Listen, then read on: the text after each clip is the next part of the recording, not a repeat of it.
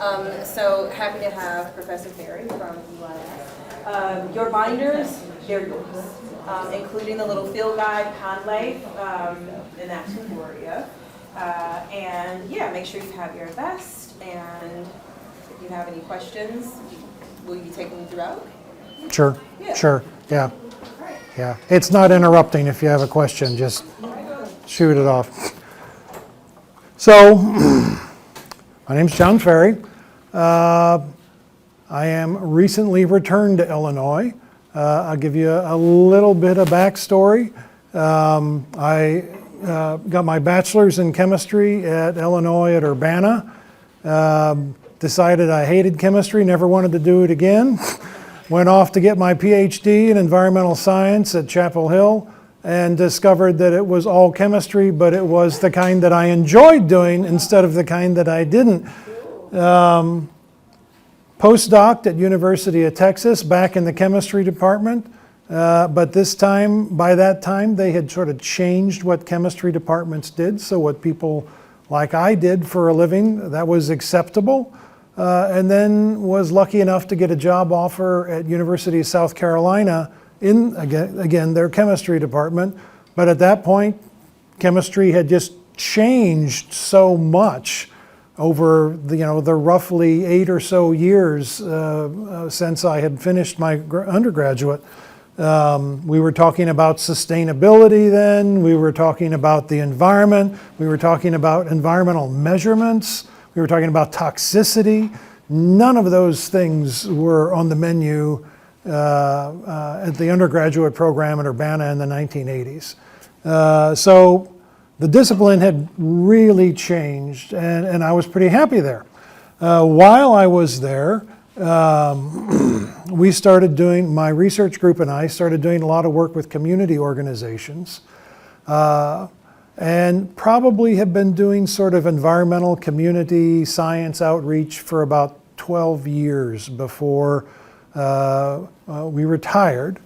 I retired early, mostly because I had been told, among other things, stop doing all of this community outreach. A lot of people didn't like that.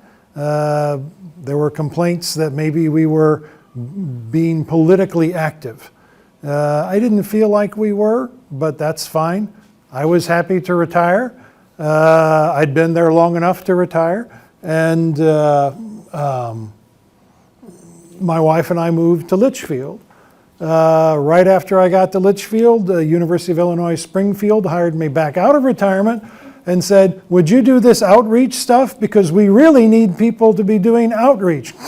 So I'm in the process of working with them to build something called SciWorks at UIS. This is my plug for that. The purpose of SciWorks is to bring real-world samples into our undergraduate chemistry and biology and associated disciplines, so that our students can actually, while they're learning equipment and while they're learning sort of fundamentals, they can put it in the context of actually working on social problems. Does that make sense? And yeah, thank you. and in my world, environmental problems fall into that category. All right?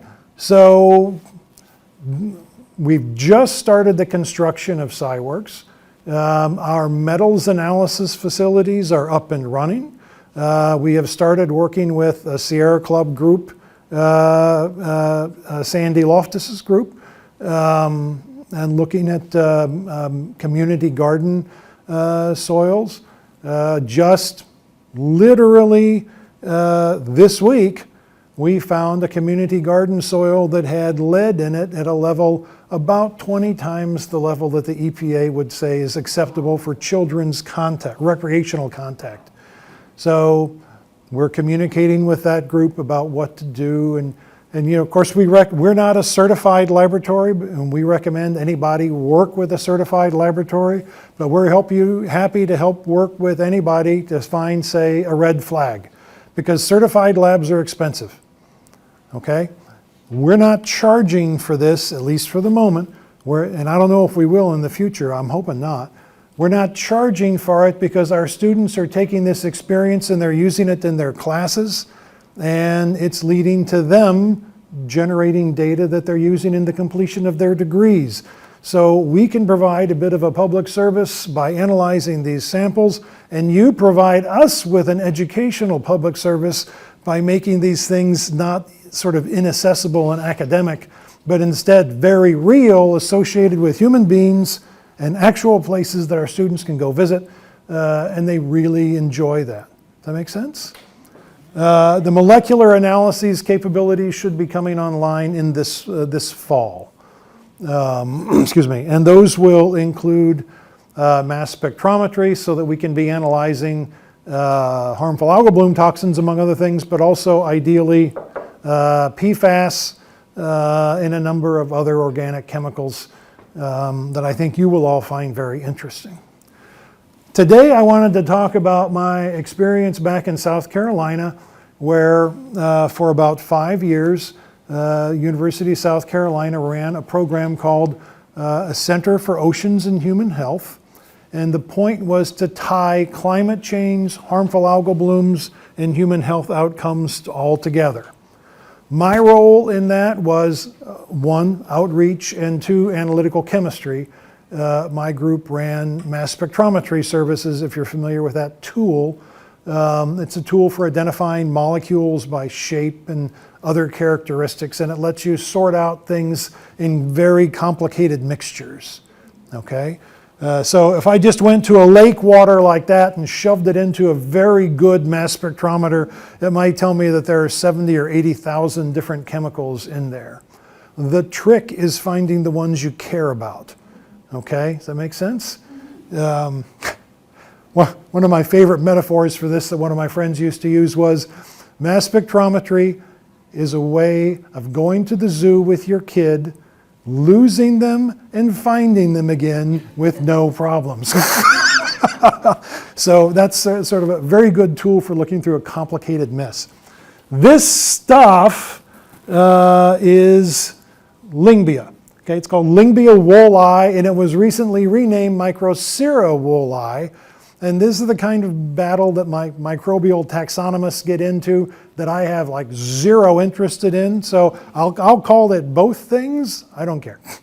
You all need to know both terms though, because there's a lot of literature about Lyngbya wollei, but not so much about Microcera because the name change is very recent. All right, so if you're going to go back and look in the older literature, you'll need to know both. It's a cyanobacteria. It's a mat former.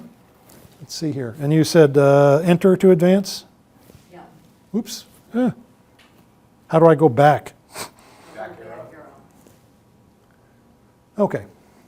So we talked about a little of this. I'm going to go through a little sort of basics. I know you had already talked about cyanobacteria in extent, so I'll try not to repeat too much. Cyanobacteria we've talked about. Excuse me. Cyanobacteria forms these things that are blooms. And in particular, we see them when the water is warm, where it's got a lot of nutrients in it and where it doesn't have much oxygen, okay? And the reason that all of those things are the way they are is because of what cyanobacteria are. It's very important for us to understand when we think about today's environment, that today's environment is new as far as the Earth is concerned, all right? If you or I or any of us tried to walk out on the surface of the Earth 500 million years ago, and we estimate the Earth has been around about 4.5 billion years, so 500 million years ago is what, 1/8, 1/9? I guess 1/9 of that, right? If we tried to walk out on the surface of the Earth, we'd be dead in a matter of minutes, all right? Hydrogen sulfide would be present. There'd be almost no oxygen for us to breathe. There would be ammonia. You know, non-toxic gases like methane, there'd be a lot of that. Carbon dioxide would be present at very high numbers. The reason that we enjoy the environment we do today that can support big organisms like us is little organisms like this existed back then and were slowly titrating the Earth's environment with this crazy species oxygen, which very few planets have much of. And it took it a long time. It took cyanobacteria literally billions of years to pump enough oxygen into the air to support us. So if we look at the timeline of the Earth, starting back here 4.5 billion years ago, going all the way up to the present, and we look at the concentration of oxygen in the air, Here's the point where you could live without needing oxygen supplementation. Just a tiny little piece of time. Okay, excuse me. And all of this other stuff was driven by cyanobacteria. So when we look at cyanobacteria today and we see them doing crazy things, right? Making weird chemicals that are poisonous, crazy high growth rates, or disappearing sometimes for years and not reappearing. It's not that they're really such weird organisms, it's that they are time travelers. And in some sense, they're even space travelers. They're coming from an environment that couldn't support us, has nothing to do with us, they don't care about us. There's just no relationship at all. So you're sort of dealing with an alien being here. But it's an alien being that can, under the right conditions, be really aggressive and sneak up on you and have effects that you just really don't want to be exposed to. And it's driven by one element, okay? Phosphorus.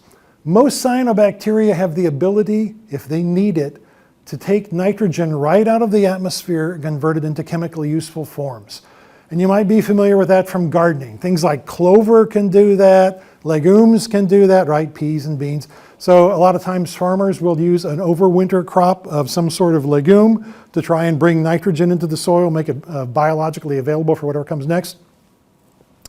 Cyanobacteria don't need to do that. They can pull that right out of the air themselves. And since the air is about 70-odd% nitrogen, if you are able to get all of the nitrogen you need chemically out of the air, then you're in great shape here on Earth. Okay? Phosphorus, they aren't able to get. The phosphorus comes in a, let's see, is it going to work? What is it doing? Okay. Trying to get to a picture. It's just, yeah. Sorry, I'm hitting the button too hard. Phosphorus, like all elements, is that going to, there we go, finally. Phosphorus exists in a cycle. Phosphorus moves around the surface of the earth. We're all familiar, I think, with the hydrologic cycle. Rain falls down, runs across the land, collects in the oceans, evaporates from the oceans, moves in the atmosphere, then falls back down. That makes a big circle, right? The phosphorus cycle, the natural phosphorus cycle, is what we have in sort of the blue arrows here. The natural phosphorus cycle is really slow. So you may if you look back and read historically about the sources of phosphorus that we used for fertilizer, there were a ton of islands in the South Pacific that we used to mine for phosphorus for fertilizer. Why did we do that? Because seabirds lived on those islands. They would fly out over the ocean for hundreds of miles, pull phosphorus out of the ocean in the forms of fish, bring it back home, poop it out on the island, leave it there, and that pile of droppings would grow and grow and grow and mineralize and eventually turn into phosphate rock, okay? Those accumulations of phosphorus, we wanted that material so we could try and grow better food out of it. So we would go out to these phosphate rocks and pick them up and bring them back and apply them on the farm. The blue arrows are the natural movement of phosphorus, very slow, mostly through dust. All right, so phosphorus-bearing rocks erode in one place and the dust blows onto your house and it falls. That's where it comes from. Or maybe a big volcanic eruption. Once every 10,000 years, you get a big bolus of phosphorus coming into the system. Humans started going and getting these phosphorus-rich rocks and dragging them all over the other place. We did it so much that we took, this is the important thing, this natural rate of phosphorus movement, and now we are the source of about 90% or so of all of the phosphorus movement in the environment. Literally, it's us dragging it around, okay? One of the faculty I had a long time ago talking about phosphorus, he said, humans are the dung beetles of the world for phosphorus. Dung doesn't get up and move around on its own. It needs dung beetles to do it. Phosphorus doesn't get up and move around on its own. It needs us to do it.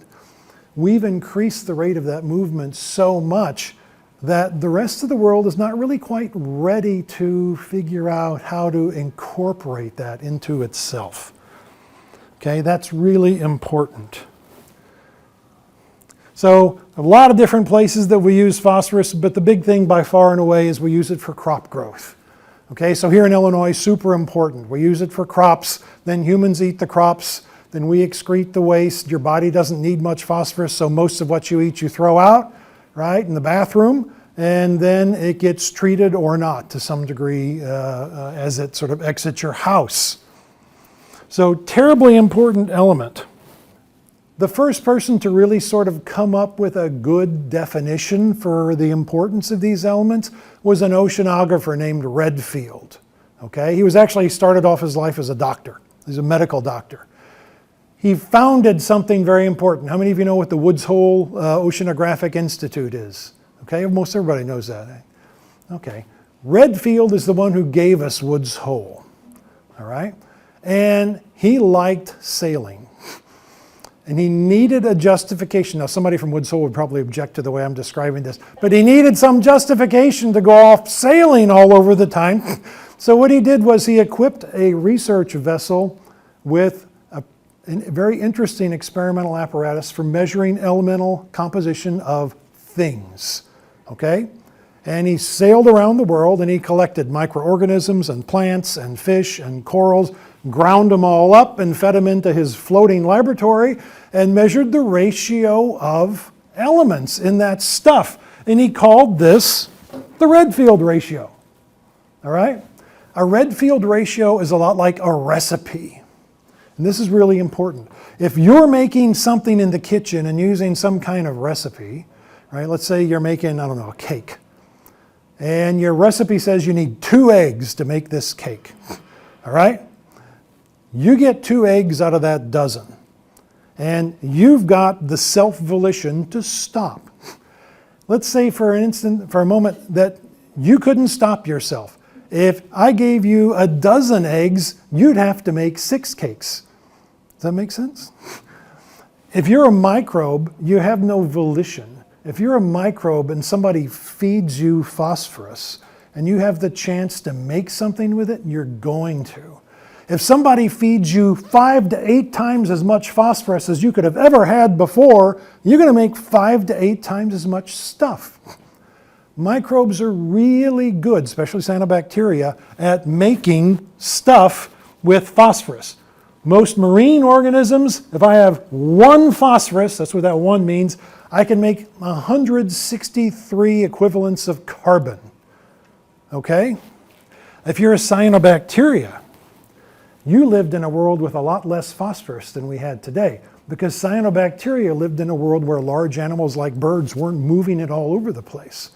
So they grew up in phosphorus-starved conditions in that alien planet that couldn't support us. And they know how to take 1 phosphorus and make it into somewhere between 800 to 1200 carbons. Okay? So when you get a little bit of excess phosphorus, if there's a cyanobacteria around, it can do magic. All right? Lyngbya is a cyanobacteria, and it can do a lot of stuff. Not going to worry too much about this. The important thing is these are the molecular structures of some of the toxins that we routinely deal with. This one is one that we were briefly talking about. The organism that you were finding, I can never pronounce this word. Aphanizomenon. Produces microcystin, and there are many different variations of this structure. This is the structure of microcystin. The little test that you used identifies this little part of that whole molecule. We believe there might be as many as 13 or 1400 different varieties of that molecule. Some of them are toxic, some of them are not. We don't know how to predict which ones are, okay? But it also makes this. And that chemical is what sort of brought harmful algal blooms to the world's attention. Now, this story has been retold so many times, it's almost apocryphal. And now I can find different accounts of it online, which is kind of funny. But the basic report keeps coming back to a single cattle farmer in Canada. You know what I'm talking about? You know the story? Okay. Do you remember where they were? Yeah, I get different, when I look up the history of it, I find different places. So that's why I say I've seen newspaper articles, but there'll be different. One will say it was in Ottawa, another will say it was in British Columbia, and it'll be otherwise like word for word the same. So it's like Bigfoot sightings. I really don't know. But the story is we had a cattle farmer. And for those of you who have ever raised cows, you move cows from one field to the next. If you're a thoughtful farmer, you have a little hole dug in each field that's their pond, so you can easily water those cows. The famous story is that as the cows were being moved from one field to the next, it was summer, it was hot, and they go walking down to the new pond to get a drink. And the farmer noticed that the cows that were drinking were literally tipping over into the water as they drank. And ultimately, the entire herd was lost, because by the time he realized what was happening, it was too late, and he was terrified to go near the water. The first thought was, I'm not making this up, that this was a Soviet chemical weapons attack, that somebody had applied nerve gas as an effort to sort of see what would happen. It wasn't. It was that chemical. It was anatoxin A, and we think that the HAB that was producing it was a cyanobacteria called Anabina. Excuse me. But HABs have a kind of a weird thing they do. They tend to bloom really quick and then they die. And for a long time, we've treated the bloom as the thing that we worry about. In fact, what we really need to worry about is the chemical. Forget the bloom. It's the toxins that are produced by the bloom that are worrisome. And a large part of the reason our center in South Carolina was founded was to look at the toxins essentially as a new kind of environmental pollutant that might actually be somewhat independent of the nature of the bloom. So we never figured out what organism was in this pond, but we did know it wiped out. Every story has on the order of about 50 head of cow. And this was done in minutes. So until we characterized the structure of that chemical, there was a name for it. The abbreviation was VFDF. I hear that? You know what it stands for? Very fast death factor. So when you mentioned that you were looking for microcystis from Aphanizomenon, but not looking for anatoxin, that's worrisome to me, because it does have the potential to produce anatoxin. There And really isn't a quick field test for anatoxin. Nope. For a lot of the toxins, the only way you can assay them for real is to feed them into a mass spectrometer. So hopefully we can be working with you all next summer and do that. Okay. Let's talk about Lyngbya in particular for a few minutes. If it loads. Is it going to load? There we go. I just keep going back. So I said this was a citizen science project. It was started by this guy. Very nice man. His name is Dick. And he called me and he said, I've got this stuff growing off my dock. I don't like the way it smells. My wife won't let my grandkids come swim because she's afraid it's going to make them sick. Come look at it. It's some sort of algae. So I went there, and if you've ever worked with algae from a marine system, in marine systems, algae are really, they tend to be small, they're dilute. And I went with this little net for like scooping the single cells out of the water. And I get there with this thing, and he says, "You don't want that." I'm like, "Well, what do I want? You know, what do you mean? You said call me here to look at algae." He says, "I sample this with a pitchfork." and he does. This is the stuff that was growing there, these clouds of sort of fibrous mats. And when we pulled them out, they looked like kind of green-black hair. All right, the smell was just awful.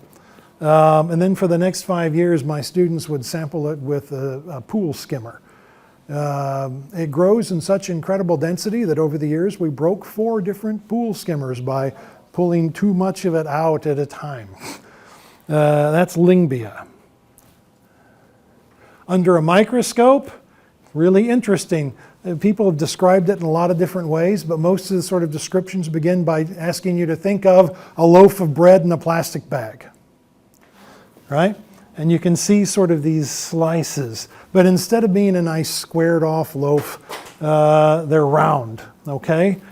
So then what most of the people who are describing it say, okay, now you got the picture of a loaf of bread, change it to a loaf of hockey pucks, okay? And that's what it is. Well, this is interesting for a lot of different reasons. For one thing, these cells are huge. These are among the biggest cells you're going to encounter, all right? You were looking at microcystis cells under these microscopes, right? And they are on the order of about 8 microns across, all right?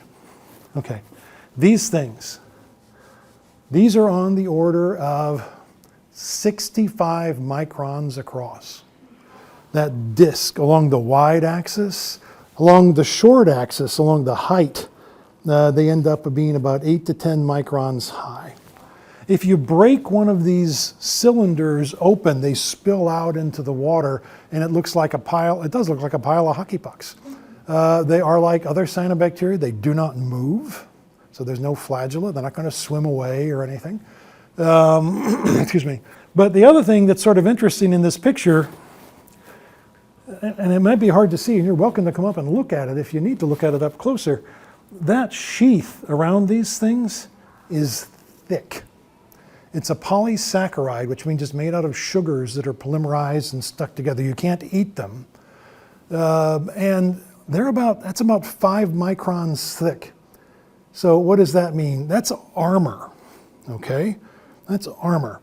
And that armor keeps toxic chemicals and grazers out. And to put it in perspective, your microcystis was about 8 microns per cell. That armor is almost thicker than a single cell of microcystis. Okay? It's really thick, strong material.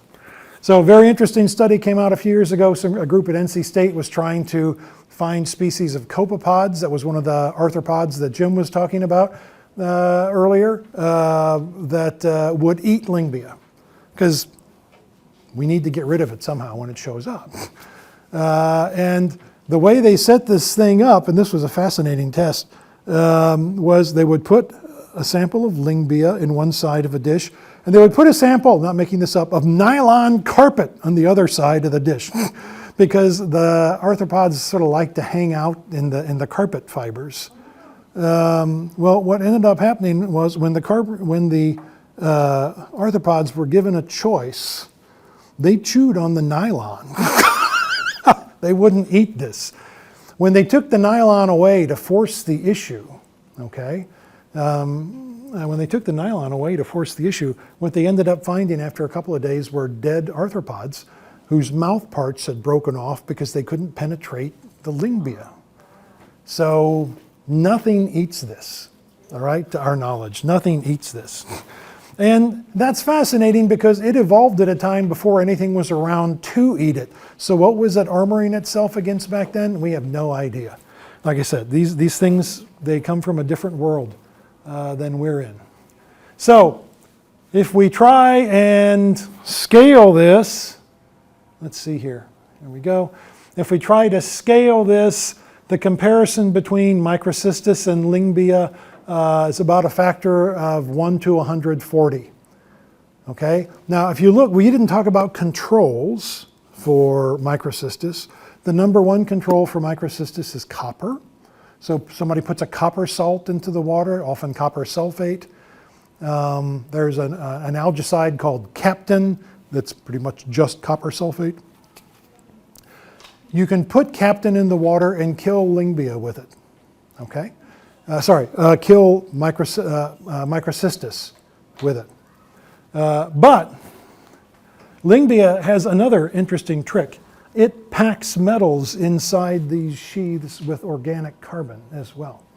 So how much does it put in there? Well, it turns out if you're using Captain according to its EPA label, right, and if you're ever applying an algicide, you've got to be using it in accordance with the label.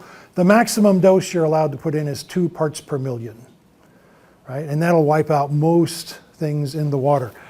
The copper concentration inside these sheaths, when my students tried to measure it, turned out to be about 6 parts per million.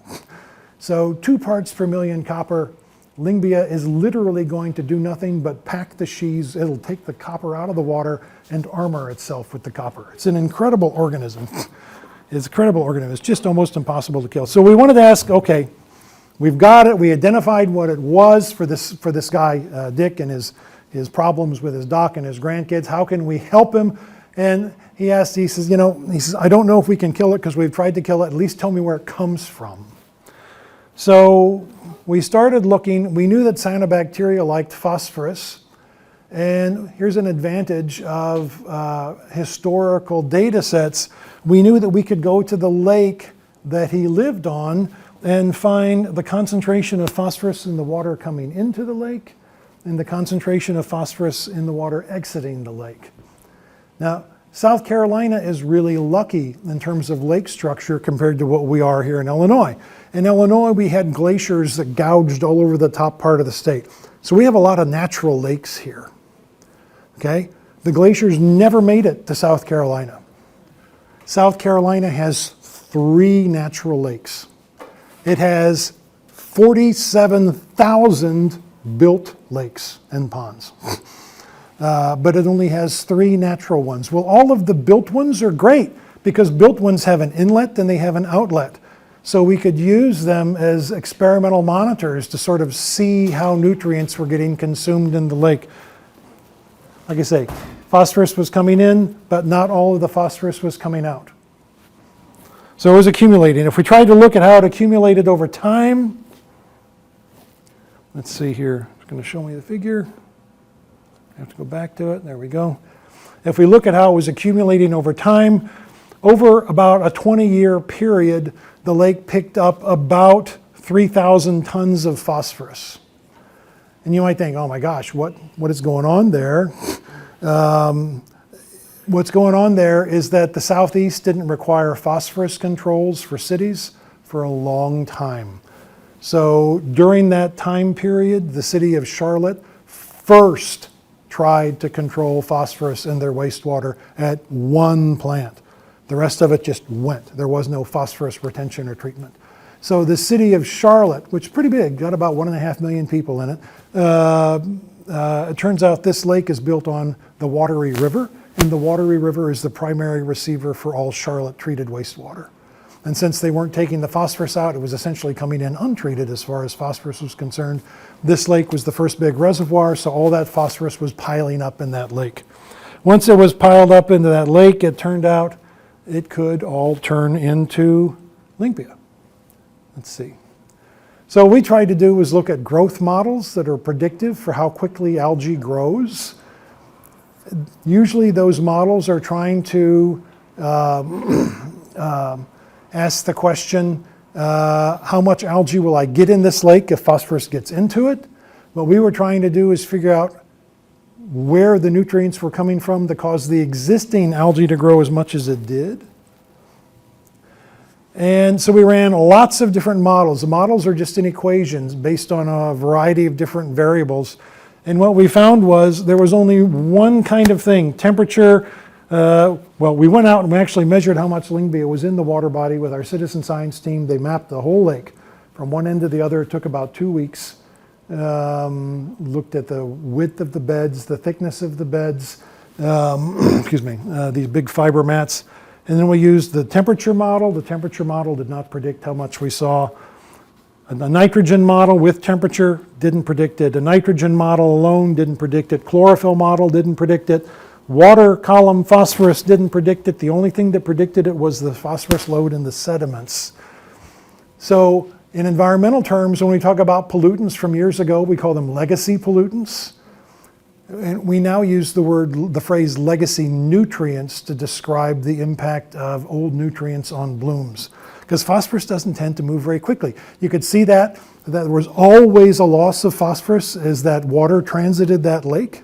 Does that make sense? So any lake you have where you have a water coming in and you have water going out, phosphorus tends to stick on the iron-rich surfaces, which means clays in this state.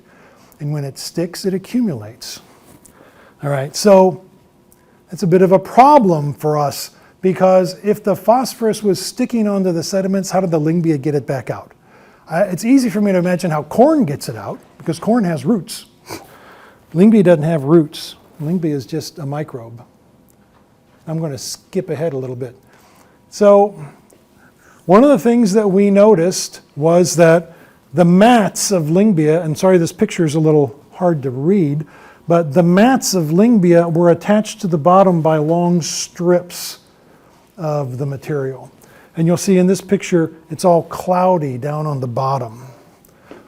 How does that actually work? What does that mean? When Lyngbya grows, it forms these gigantic mats of loose fibers. The fibers grow so fast, they do so much photosynthesis that they pick up oxygen out of the water. They trap the oxygen bubbles, and you can see those little bumps everywhere and that stuff. And they act like little balloons, and they float the whole mat. Okay? It's still attached to the bottom with these anchors. We don't understand how the anchors work. They're all photosynthetic, so how are they getting their food underneath these mats? It's really dark down there. We don't know. But we know it's stuck to the bottom. And we know that when there's a windy day, fibers tend to start interacting with each other and they turn into felts. Okay, so a lot of you probably remember as a kid working with a felt board. You know what I'm talking about? That sort of weird fabric. It isn't woven, it's just made out of tangled stuff.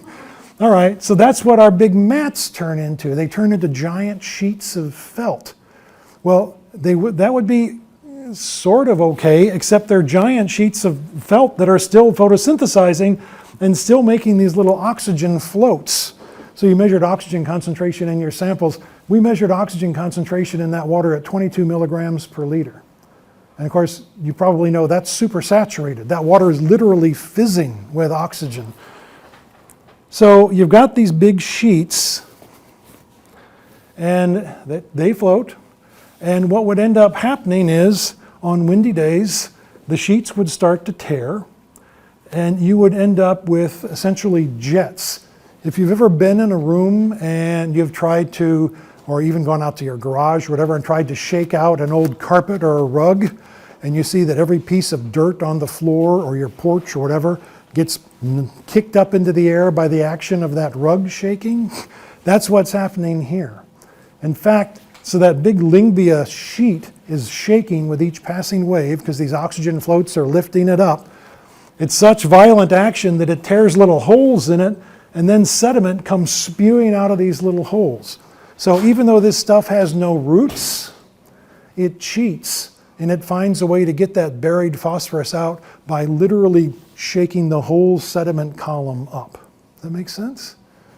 So when we brought it into the lab and burned it to see how much inorganic stuff was in there, it turns out those sheets, I'm not making this up, are 40% dirt by weight. Okay, so even though it's a floating mat because it's producing so much oxygen and the oxygen bubbles lift it up, once it makes those sheets, you have a windy day come by, and it's almost half inorganic material. And that inorganic material is so hot with phosphorus, it's hard to describe. It was hard to measure. It was such a dark blue color. You were using the phosphate blue test, right? That it looked blue-black. We would have to dilute it, and that particular test doesn't dilute well. How do you burn it? We burned it in a furnace at about 700 degrees centigrade.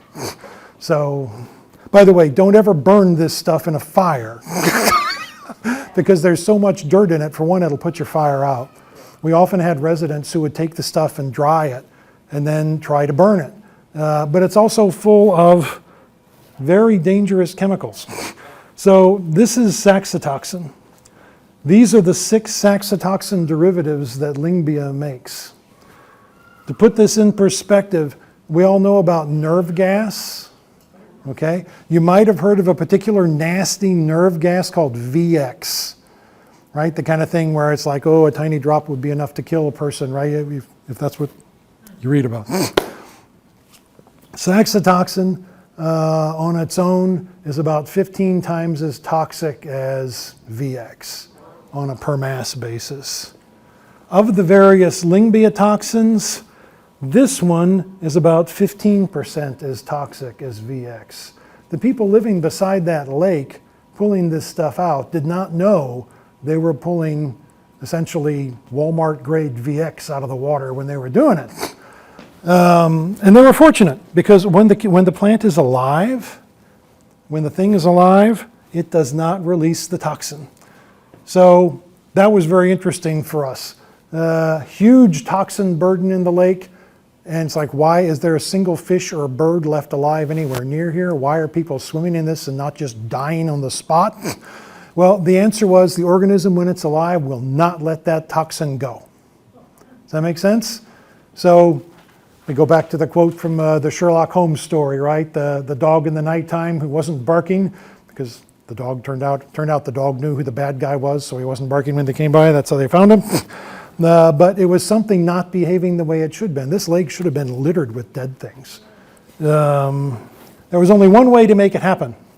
If I brought the Lyngbya out and let it dry in the air, when it dried, the cells died and they contracted, and those long sheaths would turn into powder, and then we could put that stuff back into water as dried material, and you could just see it. I remember we did one test with these little fish, some kind of sheep's head minnow, one of the toxicologists that I was working with.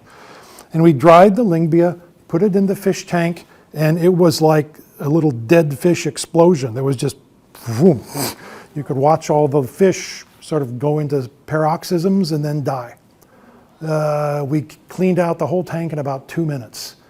We did the same thing with clams, excuse me, and well, they were getting ready to do more of those sort of studies when, I'm not trying to be political here, but when we had a change in administration and the research was discontinued because it was climate related.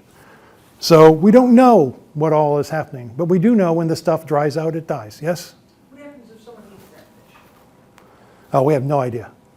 No idea. One of the frankly, that's a serious question. Phase 2 of this was going to be, there are some very it's hard to get a mouse to eat a fish, okay? It's not their normal thing.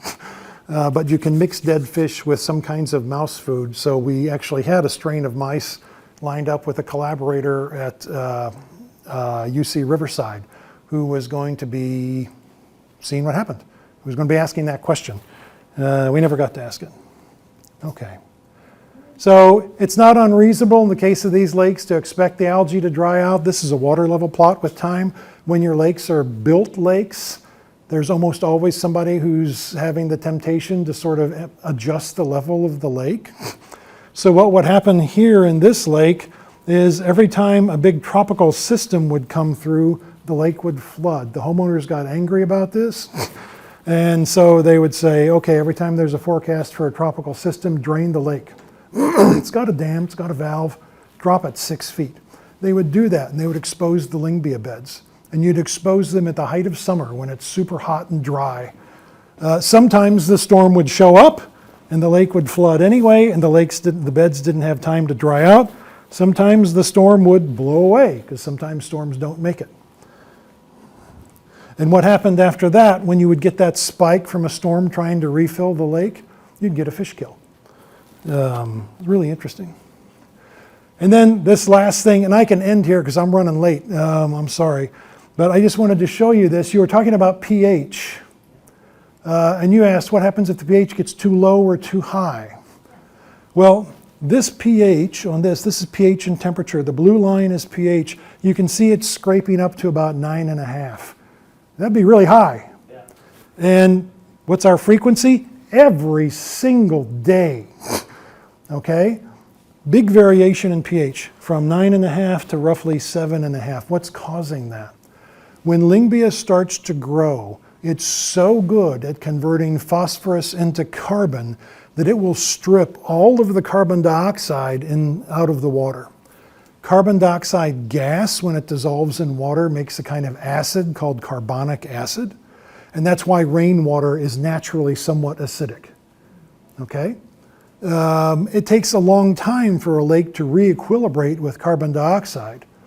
So the Lyngbya would have a huge growth pulse on a hot sunny day, And as they grew, they were stripping all the CO2 out of the water and converting it to biomass, and the pH would shoot up.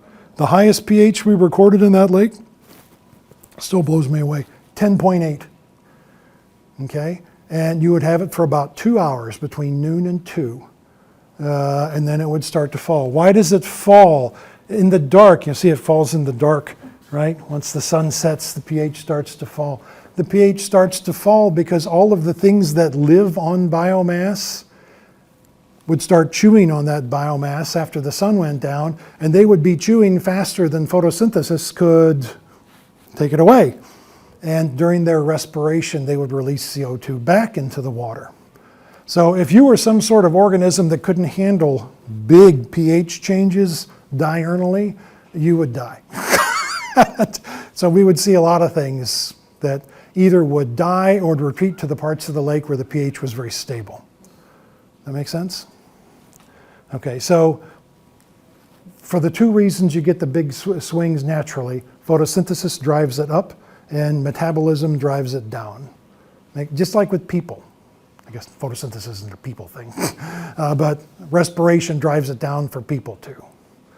Okay, and I can spare you the rest of this, but I did want to show one thing. I'm not going to go through all this other chemistry, but I want to show you just one thing. You asked about rashes. Okay, so this is something called swimmer's itch. And people get swimmer's itch a lot when they swim in algae-rich water, okay? And it's from these little worms that live in the water. They bite you, but they're allergic to humans. Actually, humans are poisonous to them, so biting you is the last thing they do, and then they die, all right? So it's kind of interesting to me. It's always kind of, yeah, it's funny to see it, haha, you know. You can bite me, but it's the last thing you'll ever do. So the swimmer's itch is what happens when you get bitten by these little worms. But people who were in Lyngbya beds were doing this. All right? So that's a really strange thing. The saxitoxin derivatives that are in Lyngbya do not do that. If you were exposed to enough saxitoxin to get a physical burn out of it, you'd just die. You'd stop breathing and you'd die. It's a different mode of action. So we did find, and this is something that we're getting ready to actually publish.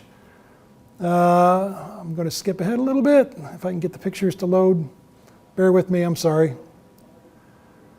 We did find that there's a very interesting connection between Lyngbya and vaccines.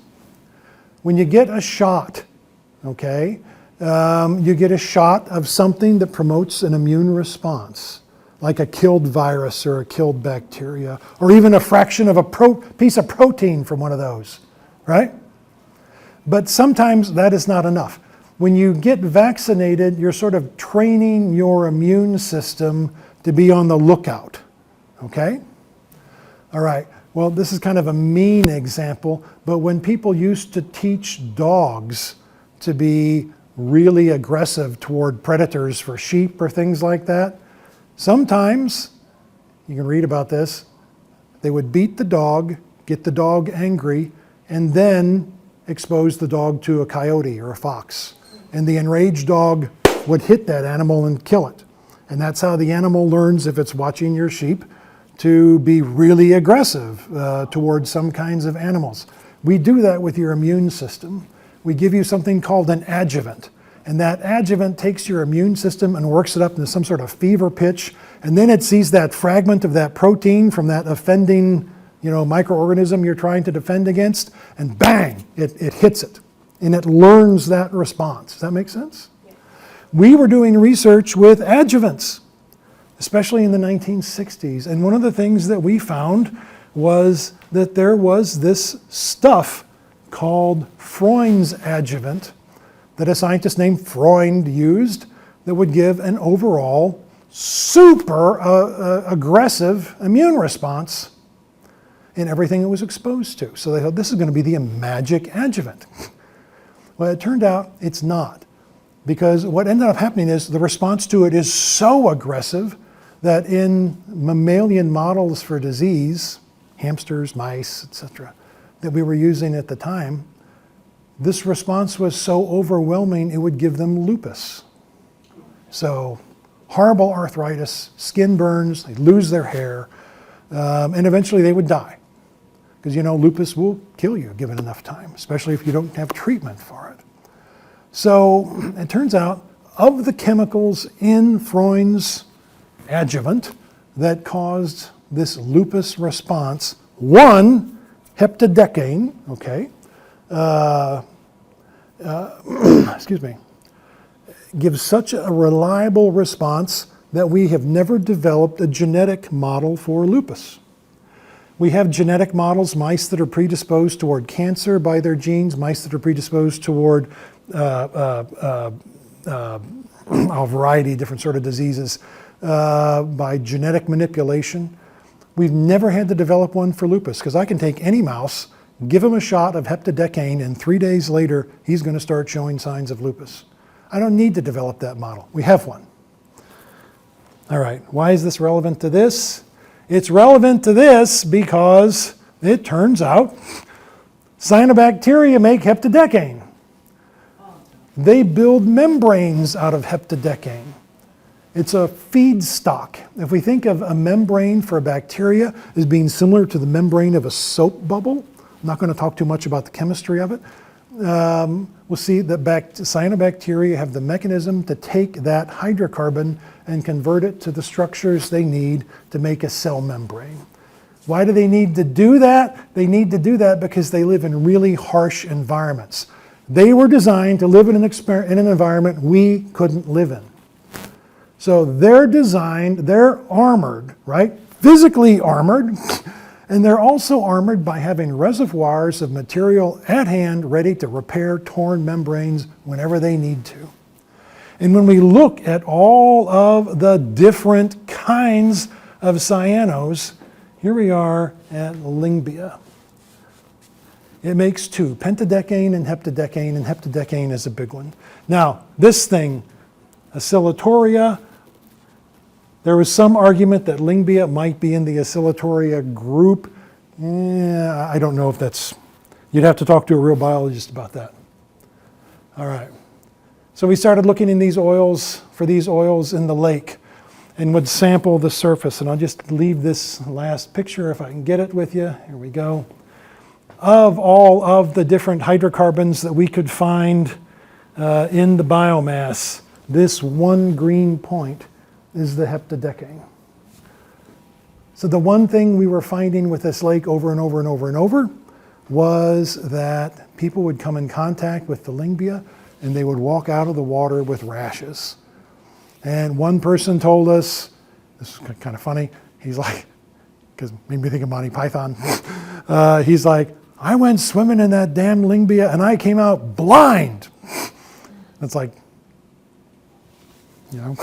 he's like, well, I'm not blind now. It's like, okay. So whatever it was, thankfully it wasn't permanent, but impermanent effects are sometimes allergic responses. So this is where we are with Lyngbya right now, is trying to figure out exactly where the hydrocarbons are, what they are, where they're going. When you ask the question about gasoline in the lake, one of the first things we had to do was make sure the hydrocarbons that we were looking at were from the Lyngbya, not from the gasoline. There are distinctive hydrocarbons that show up in gasoline that don't show up in Lyngbya. It turned out that we and lots of other people have seen that Lyngbya has a sheen on it when it grows in the water, and we all assumed people were dumping gas. Because I had homeowners tell me, oh, I'm going to kill it, I'm going to pour gas on it. It's like, well, the gas is going to float. But they would literally try anything. So, not going to worry about all the other stuff in here, because we're running short, but I did want to show you that last part since you'd asked about the gasoline. These things can make a tremendous amount of hydrocarbons. For Lake Watery, we calculated the evaporation rate of the hydrocarbons that we were finding, and based on the evaporation rate of those hydrocarbons, when we looked at their concentration in the water, we had to be generating, if the only way you could maintain that level of hydrocarbon in the water, given the evaporation rate we had, was if that lake was producing on the order of 20,000 kilograms of hydrocarbon per year. And when we tried to put that in a scale to try and understand where that went, South Carolina only has 2 industrial sources that are producing more than that amount of hydrocarbons per year. Giant factories on the coast, huge facilities. One's the Naval Shipyard, for example. So this lake is generating hydrocarbons on scale with the Naval Shipyard, and it's doing it invisibly. We don't look at it. Nobody, the EPA doesn't go out and look at it. They don't recognize it as a source. It's a very interesting problem, and we just don't know where to go with it from here at the moment. So nobody knows how to get rid of it at this point. There are a lot of people who will sell you techniques to get rid of it. The only one that I've seen experimentally that makes any sense is there's a company that sells something called nanobubble oxygen. And if you literally apply this material for weeks at a time, you may be able to burn out the Lyngbya bed. Basically, you're adding so much oxygen to the water that you're essentially converting your whole lake into the equivalent of a wastewater treatment plant, like a sewage treatment plant. It is a very energy-intensive process. This particular lake, somebody wanted to dredge it, and I remember I was on that panel where they were talking about that, and it's like, well, this lake also has a PCB advisory for fish. So there's PCBs somewhere in the lake, so you want to dredge the lake, that's okay. Who's going to let the volunteer their property around the lake for you to drive the sediments over, because they're going to come dripping out of the back of whatever container you've got them in. And if you find the PCB spot, then you're going to leave a trail of that across your property. Who's going to pay to fix that? And the conclusion was, how about we do nothing? Anyway, harness the power of the cyanobacteria? People have tried to do that. Duke Energy had a program in Florida near one of the manatee breeding areas. I think it's Crystal River. And it was something like the 1,000 Rakes Project. And they wanted to send people out swimming into it to rake it up. And it was very interesting. As far as we could tell, genetically and every other way, the stuff they had in Crystal River was the same kind of Lyngbya we had up in Lake Watery, but theirs was not producing toxins. And we don't know what triggered the toxin production. If you get into this literature, you made a comment, the microcystis might be there, but it might not be toxic. Some years it isn't. We don't know what makes it flip over. And because we don't know what makes it flip over, but we do know it's extremely dangerous, Duke has stopped that program. They used to be raking it out, and then they would collect it and give it for farmers to use as compost. But now nobody wants it. So, What are you doing? huh? What are you doing with it? What do they do with it now? What do they do with it? They aspirate it out with dredges, and then they landfill it. Other things they do with cyanobacteria is make these artificial trees. So looking to, we can't plant enough trees, and so there are like engineered algae columns that will go through photosynthesis. There's kind of double like a street light or a street lamp, and then the algae is harvested, and like fake trees, artificial trees are popping up. So fun stuff with algae. It creates all the oxygen? Yeah. That's Yes, but they're used in places where it's more expensive and challenging to grow a tree. yeah. And it is not used with harmful algae. Correct. Yeah. I remember I was talking with a guy about that. There's a program in Florida trying to do that. And he would always make the point, he says, we're trying to breed dogs, but not mad dogs. And because the harmful algae, you can never predict what they're going to do. Yeah. So as somebody that lives on a lake, I have fished aquatic plants out with a pitchfork, the ones that uproot. What were they doing with the Lyngbya and the pitchfork? Were they putting it on their gardens, or? They were dewatering it and then selling it to farmers as compost in Florida. That's a true story. Florida first. Of course, Florida. I feel like farmers get all of the Yeah. incinerate it and throw it, And, one pond. and I had something. I had a resource up on the board. I took a picture of it. Okay, just for you all to know, it's something called the Phytoplankton Monitoring Network. It's run by NOAA.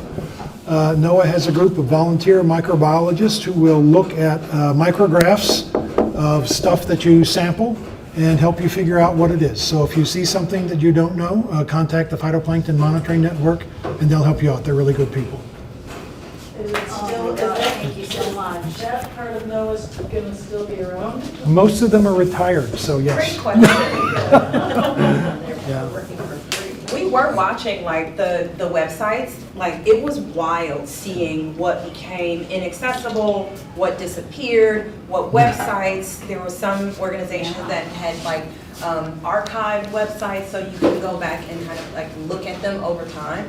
But we track the permits, and so eco violations, anything in dealing with environmental justice, you can see it, but you can't click on it. It's completely inaccessible. It's wild how quickly it happened. What a great presentation. Yeah.